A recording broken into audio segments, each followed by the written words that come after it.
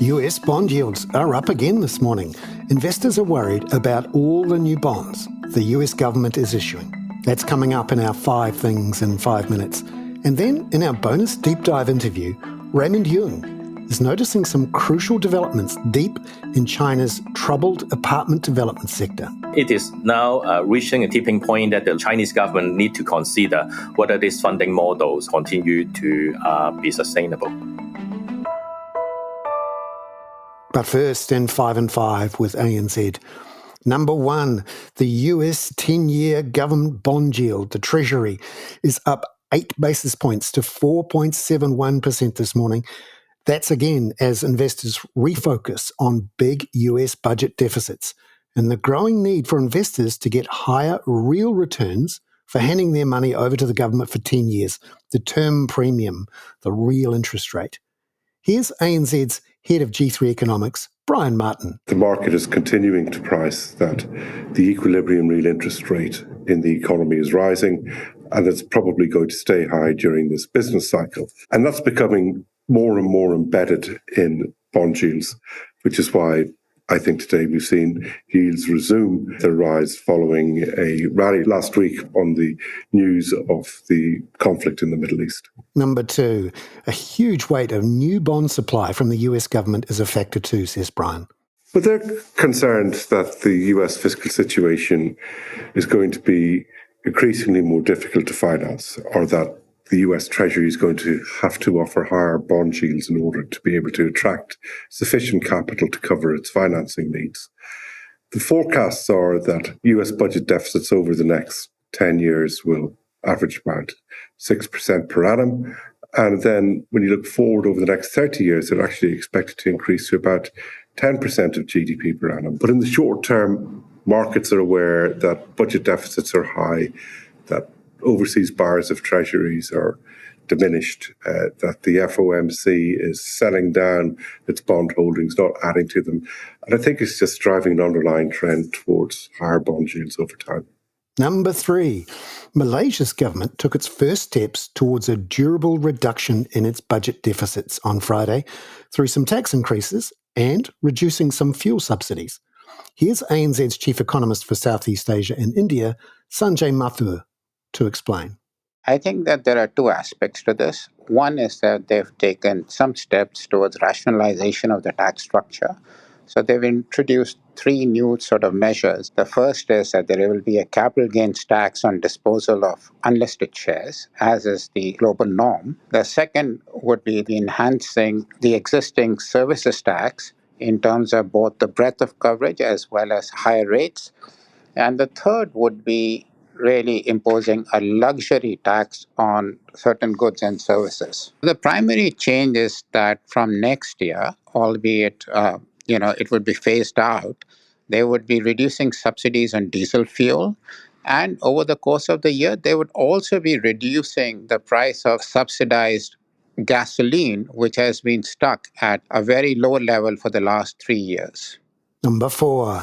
Sanjay says Malaysia's government needs to stick to these revenue-raising measures over the next 4 to 5 years because of a worrying fiscal outlook. The first is that the public debt to GDP ratio is quite high at about 62% of GDP.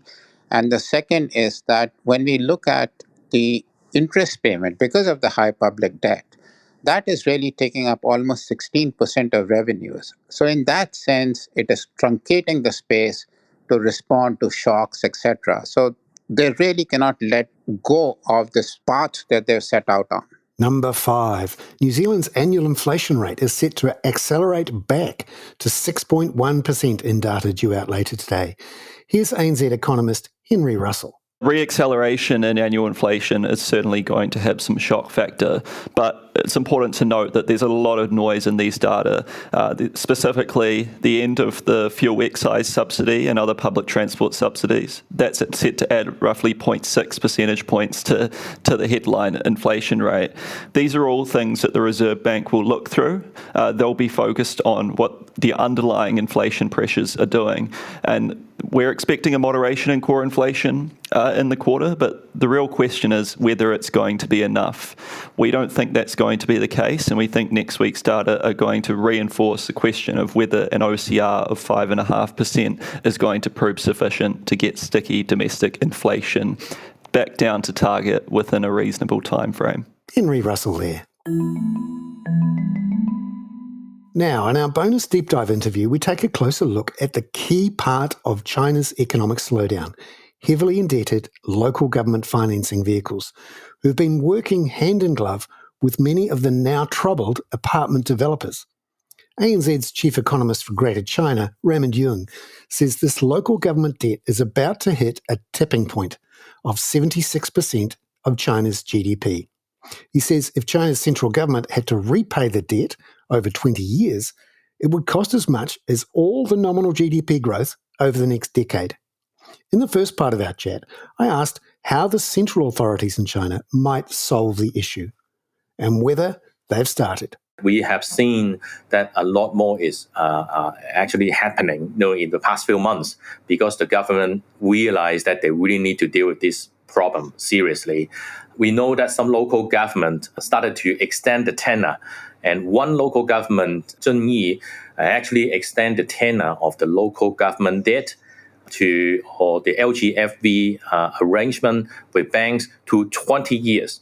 Now, on average, this type of LGFV debt with an average tenor of 2 to 3 years in the past, which means that now it's come to the point with the more realistic assessment of the cash flow to this LGFV investment could not support a short tenor of the LGFV exposure, but rather if they really want to use the fund to invest in infrastructure projects, you've got to have a longer tenor in order to support those type of infrastructure investment, which means that 20 years to me seems to be a more reasonable horizon to assess the economic viability or financial viability of the LGFV loans.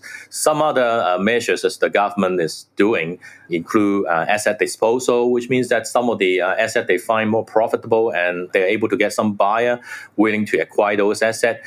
They are cutting down the exposure. And some other cases involving default ultimately will involve some haircuts as well. And these have been happening.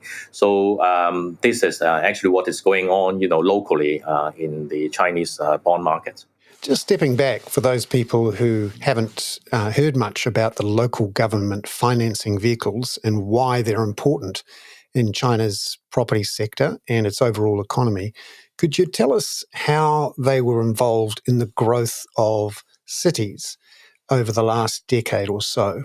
Yeah, this term is very interesting, called local government financing vehicles, which means that they are acting like an SPV, providing additional funding to the local government because of the financial constraint of the official book of the local government. It's actually started way back to 1992. The first LGFV was set up in Shanghai.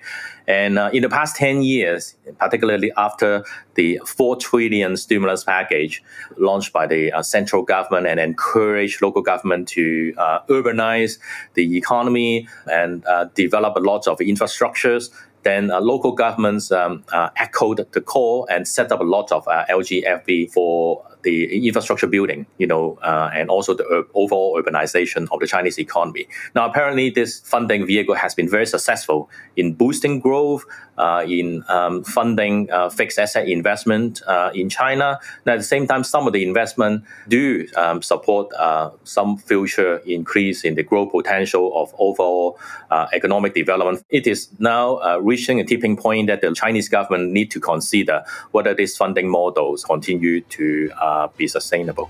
Raymond Yeung there. I'm Bernard Hickey. That was 5 and 5 with ANZ for Tuesday, October the 17th. Catch you tomorrow with the latest on New Zealand inflation.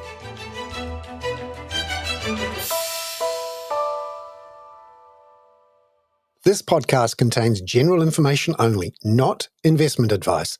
You should obtain advice for your personal circumstances before making any investment decisions. Please view the podcast disclaimer available via your media player or email.